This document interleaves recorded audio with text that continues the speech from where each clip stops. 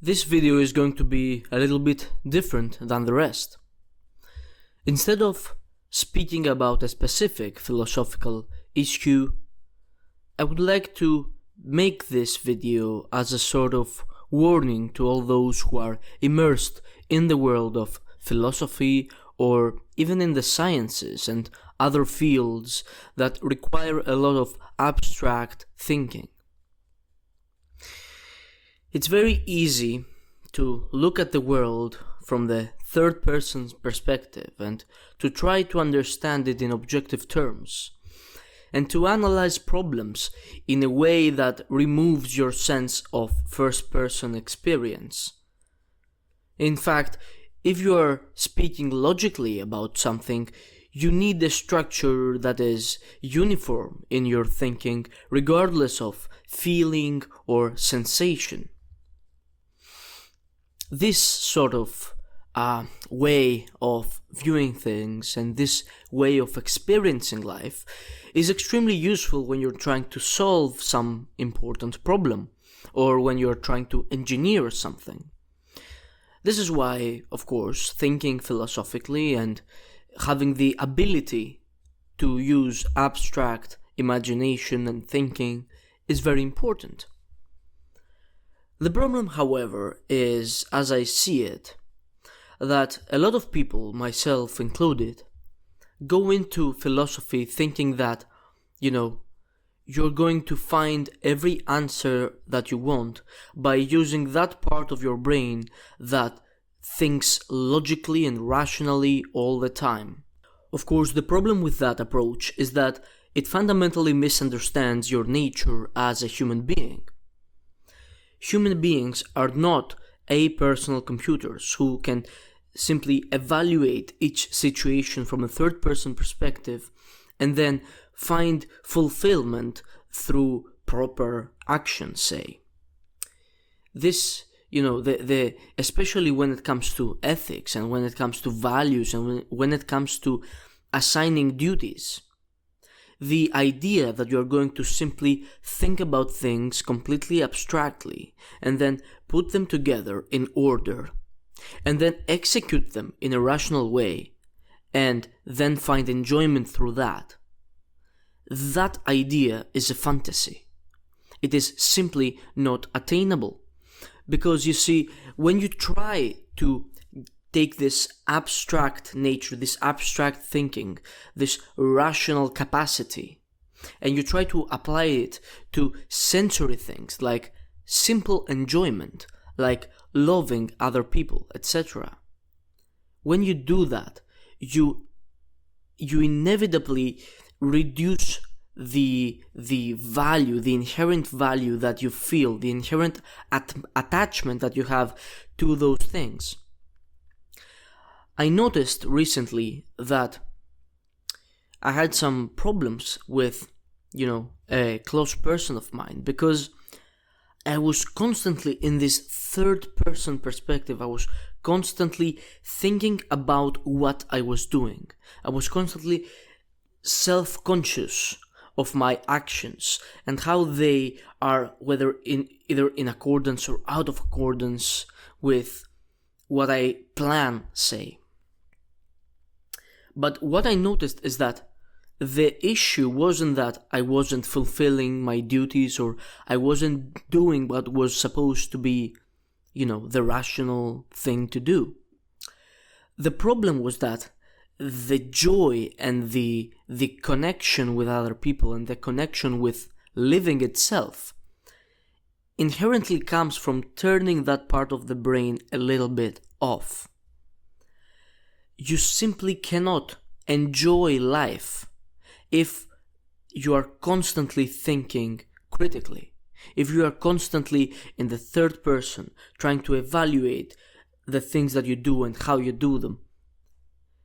The simple fact is that true joy comes from doing things deeply and being involved in your actions. And to be involved is to not think about it. You have to simply do some things. If you want to truly enjoy writing, for example, because I like to write fiction, if you truly want to enjoy writing, I have found that it is only possible to enjoy it if you don't think about what you're doing. If you're constantly thinking about the fact that you're writing, you are not going to feel that joy that comes from creating something. Same thing comes with love and sex, etc.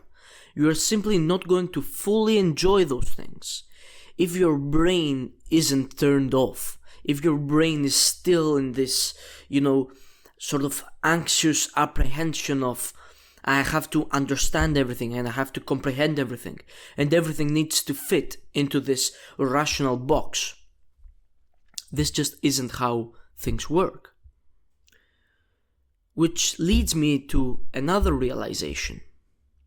You and I both have a nature.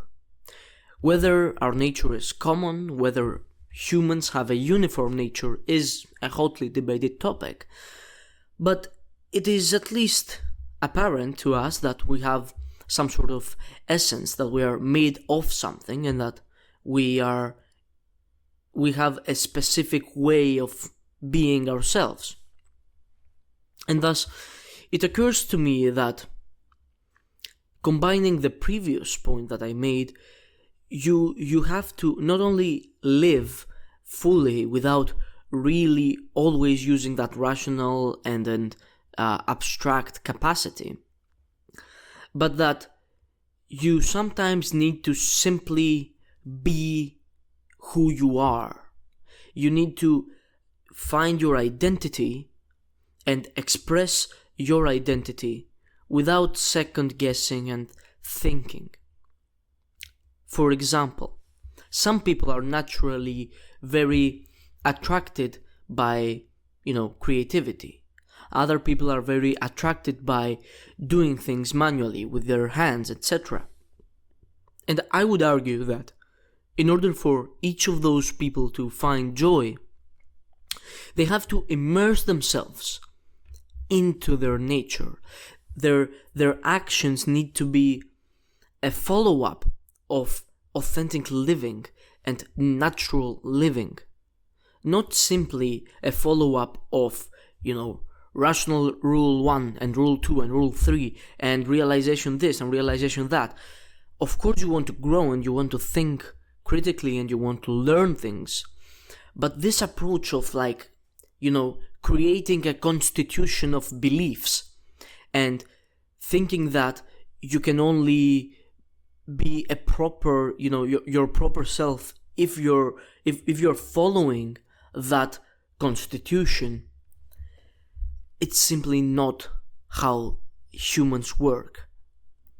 In order for you to really find fulfillment and be, fully alive, you need to realize that thinking and, philosophizing and doing science and all of that stuff, as important as it is, it can very much rob you of the first person experience that in the first place creates this sense of joy and this sense of immersion with life. And so what I started doing now is, instead of actively thinking about, I have to do this now, I have to do that now, I have to do that then, etc. I allow the things that I have planned. Of course, you have to plan things and you have to be rational to some extent, but I'm sort of allowing the things that I am planning to happen instead of trying to, be in a constant state of trying. I'm like, okay, now we have time for writing. Alright, I'm going to calm myself down and I'm going to sit down and let the experience simply happen, instead of being still in this critical thinking box of what am I doing right now, why am I doing it, blah blah blah blah blah, reasons. Sometimes reasons are not enough, and the emotive part of your brain is just as important as your rational part of your brain when it comes to fully living.